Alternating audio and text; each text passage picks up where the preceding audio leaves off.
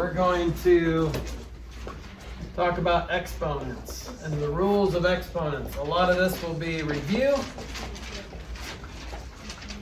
so not too bad.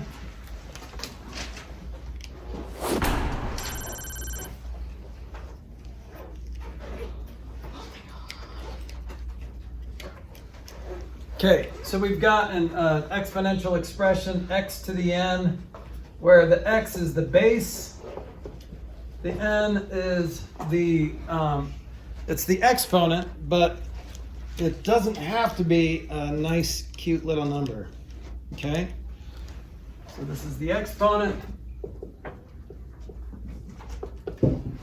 So you basically multiply x n times together. So how many times the base is multiplied? Again, you don't really have to take notes on this, but now it's going to get crazy.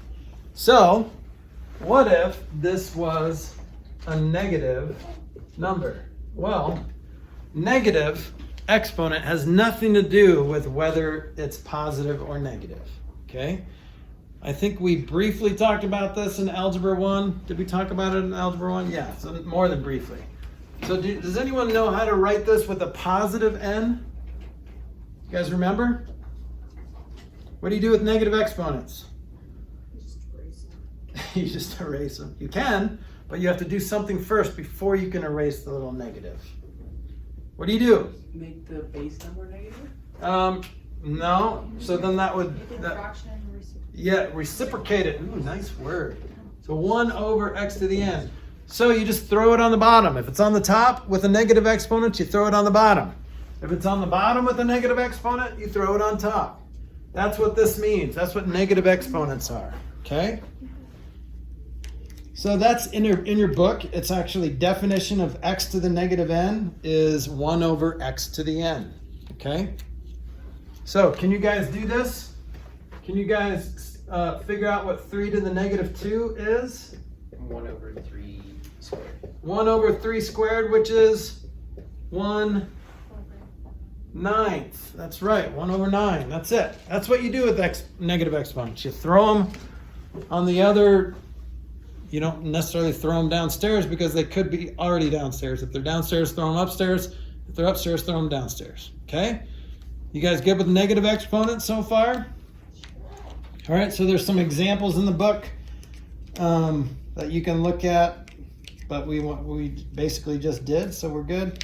Now, here's where it gets tricky. Trickery. I don't know how I said that. So this is example 1C, and this is worth looking at.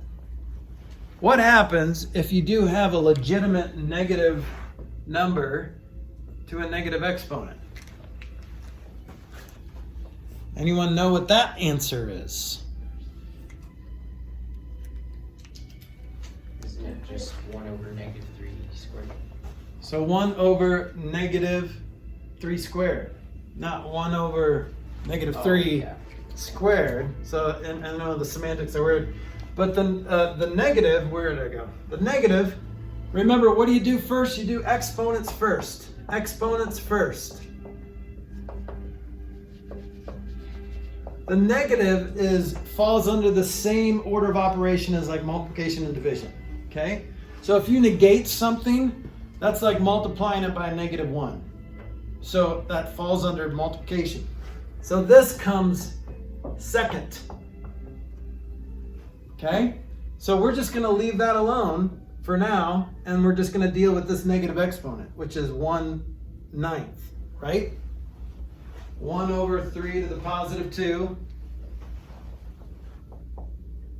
So negative 1 over 3 squared. So see how we're not touching that negative yet? That's the next order of operations.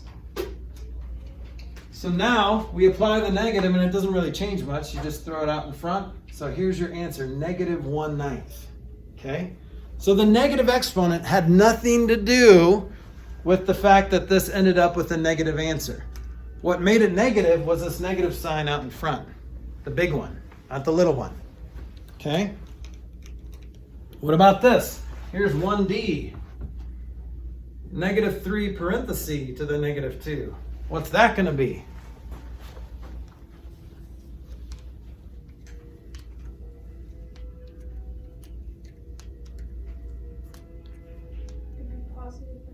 It'd be positive because this time we do the negative first, right?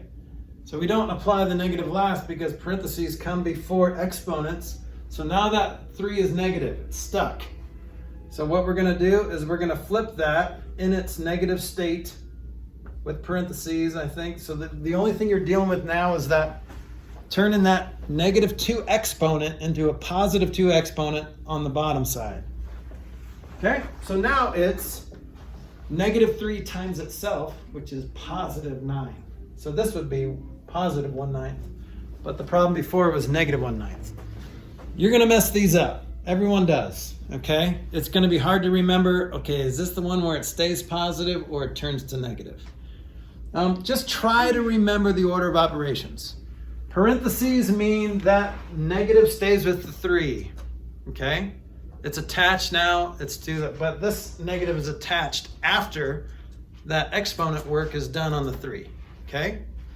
So there's an order of operations. If you get it wrong, I would just check your solutions manual and see if you can notice and put together, okay, why am I getting these wrong? All right? But usually when you have those in parentheses, something's going to turn into positive somewhere. Unless it's like the exponent was 3, and then it's a negative times a negative times a negative, and then it stays negative there. Okay? But when you're dealing with even exponents, that's when either negatives cancel or they're still lingering there. Okay? So when they're in parentheses, they cancel with even exponents. When they're not in parentheses, that negative is applied after the fact. Okay? So I know it's kind of confusing, but practice makes perfect. The more of these that you do, the more it'll become more natural and muscle memory. All right, product rule. This is one that you should remember. So the product rule, we're just going to use letters and then we're going to do some examples. Product rule for exponents. If I have x to the m times x to the n, what do you do with those exponents? Do what? Group them? Okay, but you do something with those exponents. Let's try an example. What if it's x to the 5th times x to the 3rd? Well, x to the 5th is just x, right? And then times another 3 x's. So what is this exponent? This is x to the, how many x's are multiplied? 8. So, sorry, this is a 3. So what do you do with those exponents? You add them. So rules for exponents are a little weird because it's almost like it goes down a level. So when you multiply exponential expressions, what do you do with the exponent? Well, what's one operation down from multiplication? Addition, okay? When you divide exponential expressions, what do you do with those exponents? Subtract. So it kind of makes sense because if you're multiplying, then you add. If you're dividing, then it makes sense that you would subtract the exponents. This is not an addition problem, okay? Remember, adding is just counting the same thing a bunch of times, okay? Just like multiplication is just adding the same thing a bunch of times, okay? So when you're multiplying, you're not really adding, you're just counting the total number of times you're multiplying that base. All right?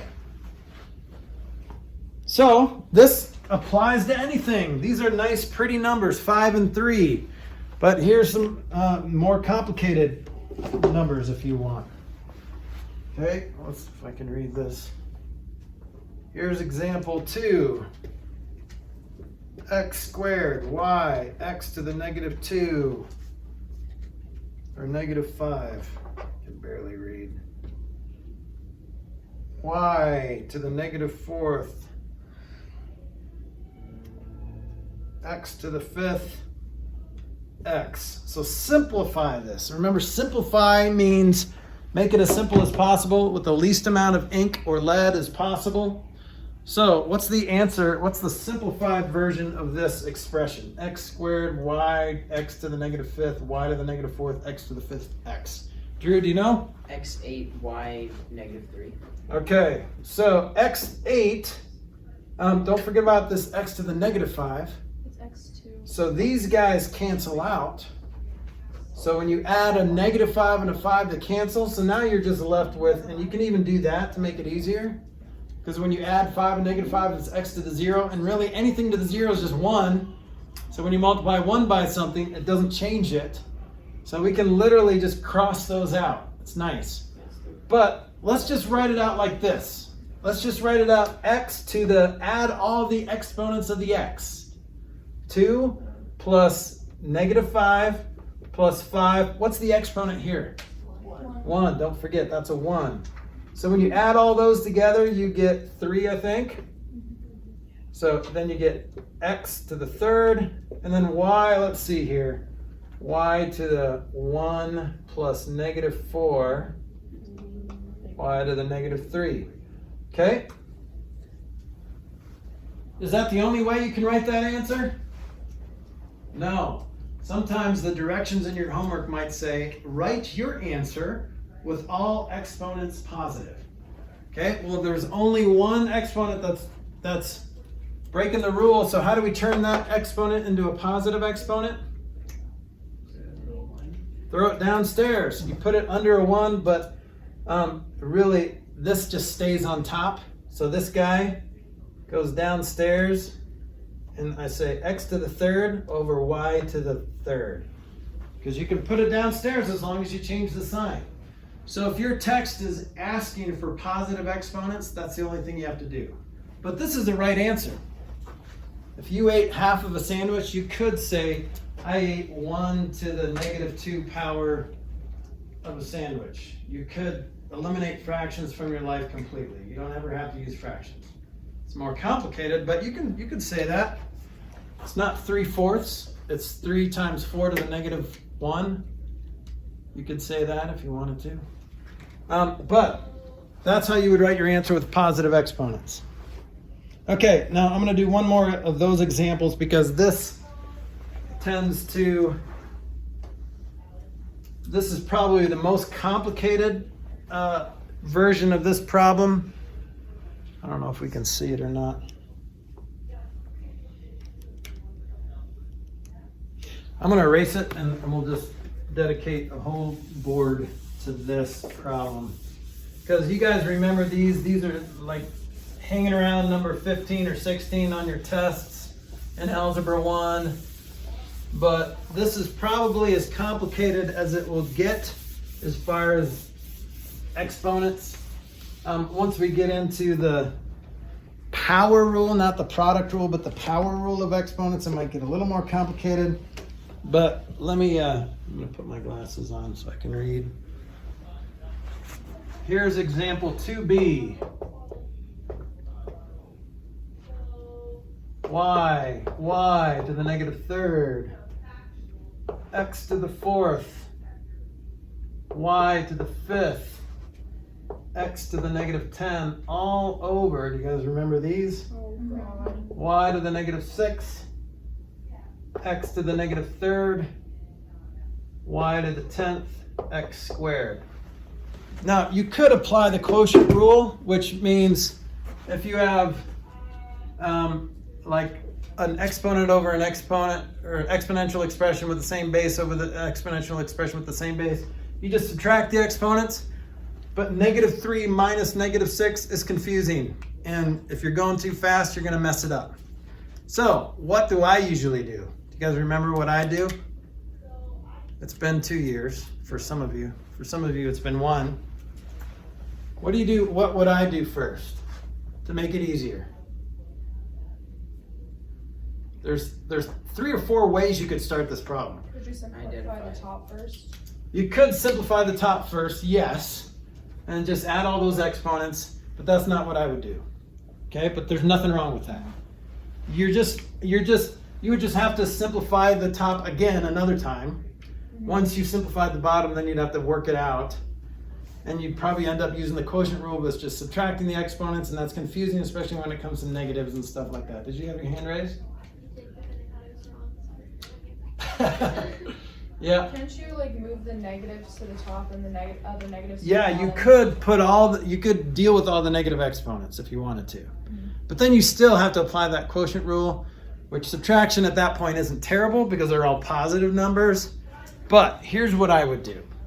I would take all this, even though it takes up more space, and just move it upstairs. You could do that whenever you want with any fraction. You can move all the denominators upstairs. What's the one thing you have to change when you do that? Yeah, that you have to change the sign of the exponent. So this is now y to the 6th, x to the 3rd, y to the -10, x to the -2. So now I can forget about that, and now all I have to do is add the exponents, and I'm done. Okay? So let's deal with the x's first, because that's alphabetical. 4 plus -10 is -6, plus 3 is -3, plus -2 is -5. Is that what you guys got? Yeah.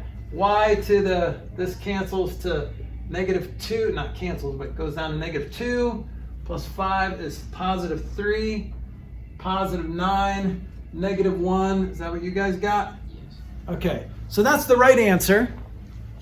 But you got to pay attention to the directions. If the directions say write your answer with positive exponents, then you have to deal with that.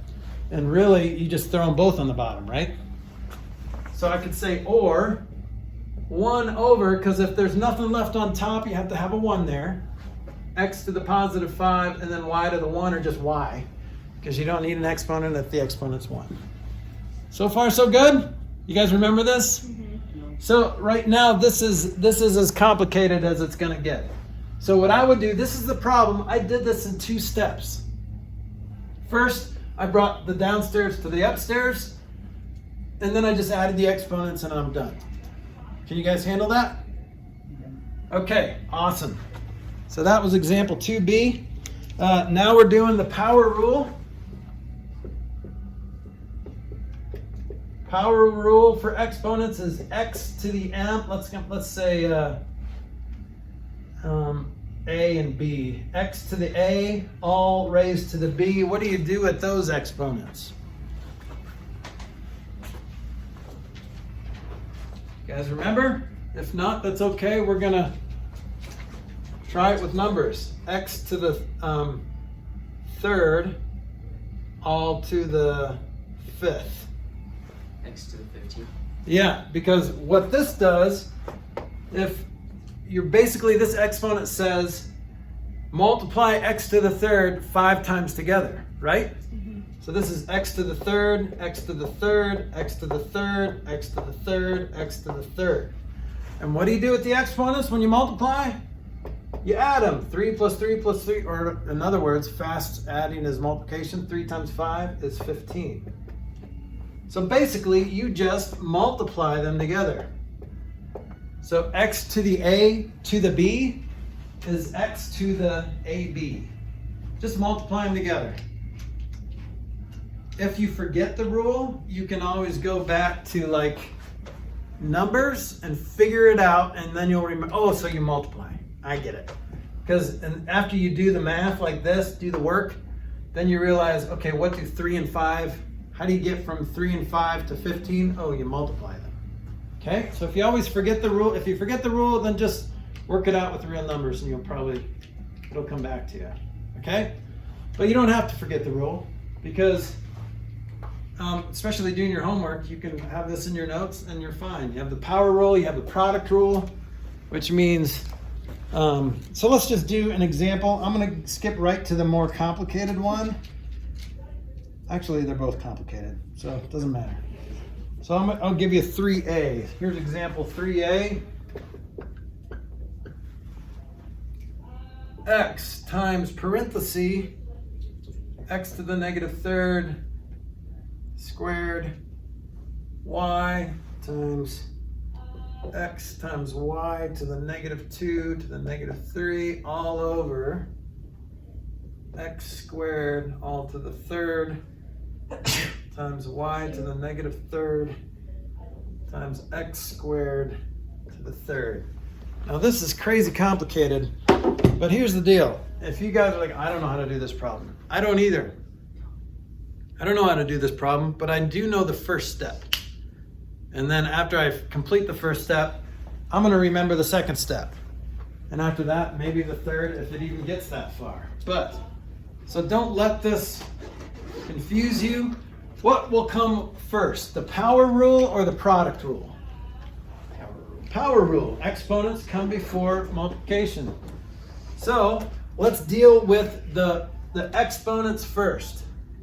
Really, they all have exponents, but when you're multiplying exponential expressions together, that's really multiplication. But we're taking powers to powers. So we're going to deal with this stuff first. So let's rewrite the problem and just multiply the exponents. So we're multiplying the exponents. If exponents are raised to other exponents, we're just multiplying. So now this is x times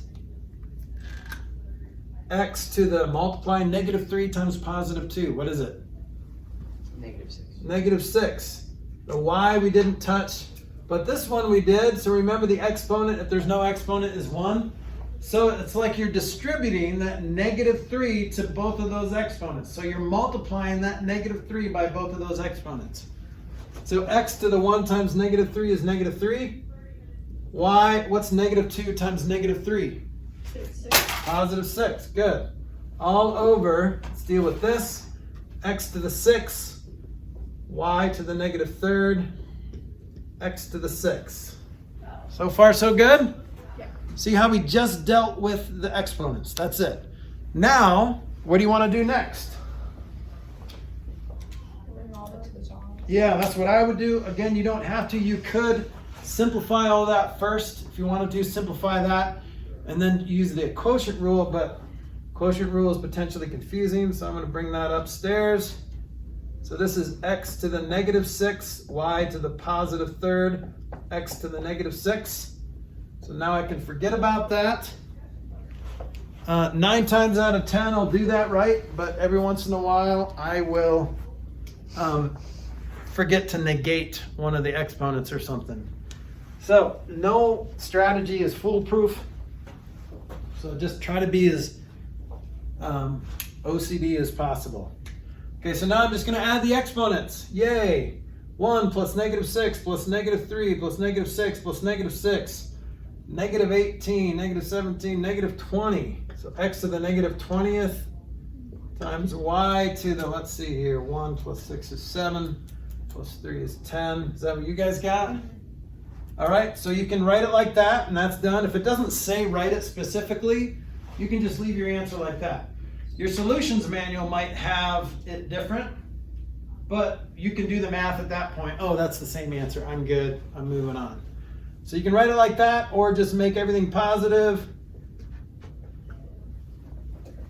And, oh, I did that backwards. No, that's x. Okay, good? All right, so again, this is mostly new, but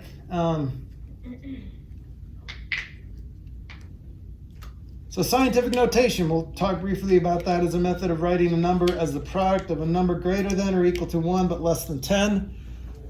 Most numbers in science are either really big or really small. So scientific notation makes it easy because you're just multiplying numbers in between 1 and 10 together. Okay, so that makes it nice. That's the whole reason for using scientific notation. And then you can always easily multiply powers of 10. Just apply the product rule for exponents. Just add the exponents of the powers of 10. Okay, so you just have one multiplication problem and then you're adding exponents. So let's get into the nitty-gritty right away. Okay, so let's use, I'm going to erase this.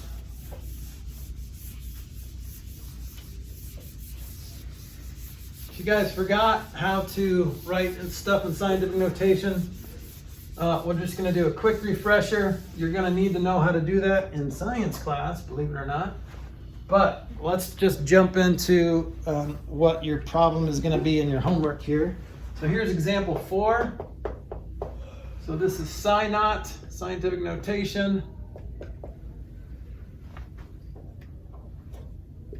You guys probably remember problems like this. 0.0003 times 10 to the negative 6, all times 4,000. Well, this is just a jumbled mess of stuff this isn't even scientific notation, because this is like not a number between 1 and 10. So it's like a gross mutation of standard and scientific notation.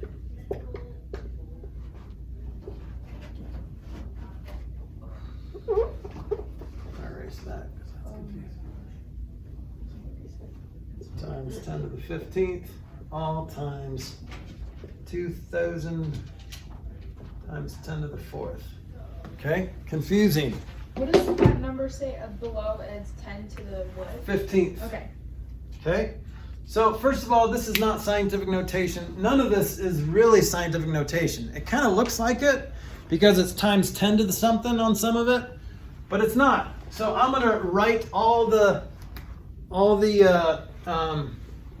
things that are wrong here. I'm gonna write them correctly. I'm gonna write that in scientific notation too.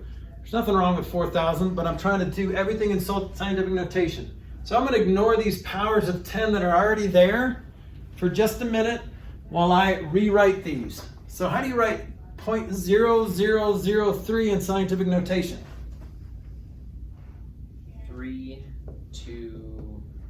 3 times 10 to the 4th, sorry. So not fourth, Negative 4. negative fourth. So remember when you go left, you have to, so basically first step to scientific notation, put the decimal after the first non-zero digit. So you have to say non-zero digit because you can't say first digit because 0 is the first digit of this number. But after the first non-zero digit, it's 3. And then multiply by a power of 10 that will return it back to where it started. So if you go 4 to the left, you're multiplying by 10 to the 4th. Okay, still times 10 to the negative 6. But then how do you write 4,000 in scientific notation? 4 times 10 to the Scientific. third. Scientific. 4 times 10 to the third, that's right. Okay, so now what do you have? You just have an easy multiplication problem, 3 times 4. And then you have powers of 10 that you can easily just add the exponents. All right, so let's deal with this first before we dig into that. What's 0.006? 10 to the negative third, no. Negative third, that's right, because you sometimes you have to physically go to the 6 and go, okay, 1, 2, 3 to the left. Got it. All right, still times 10 to the 15th. Still wrote that ugly, sorry. Times 2 times 10 to the third, right? All times 10 to the 4th. Okay, so now I'm just gonna multiply these two together, 12, and then multiply the powers of 10. What is that, negative 7? See how I got negative 7? Just added the exponents, just like we did with the variables on the last page. All over 6 times 2, which is still 12. And then 12 plus 3 is 15 plus 4 is 19. Is that what you guys got? I'm not even there yet, but sure. Okay. All right, now the temptation is when you get here, like, oh, I got to write that in scientific notation. But do you see how that would have been a waste? Because what can you do with the 12 divided by 12? Cancel. So that's 1 times 10 to then. Now what do you do with those exponents? Subtract. Subtract, that's right. Or you could, I guess, bring that up there if you wanted to. And that might make it easier because what's negative 7 minus 19? Sure isn't 12 or negative 12. 26. Negative 26. So you might have to write it out. I would write it out. Negative 7 minus 19. Oh, chicken scratch that. And it's actually a negative 7 plus negative 19. So final answer, 1 times 10 to the negative 26. Now, lots of details, lots of potential mistakes. God bless solutions manuals. Okay, yes. So on like the homework, should we leave it like as like the 12 times 10 maybe 7 over? No, go all the way to this point. Okay. So you want one answer in scientific notation, correct scientific notation. Like if this was your final answer, this would technically not be scientific notation, right? Because it's 12 times. You would want to say 1.2 times 10 to the negative 6. If you have to put your final answer in scientific notation, okay? And that's where that is. So that's awesome. Okay, that's basically it. The next example is astronomy, which is actually real life, so we'll skip that. Okay, moving on to lesson 4. There is a lab if you want to do that for fun at home. Graphing a function and building a table with a graphing calculator. Could be fun for the family. So if you want to consider that as a family, doing that lab, you're welcome to. Flack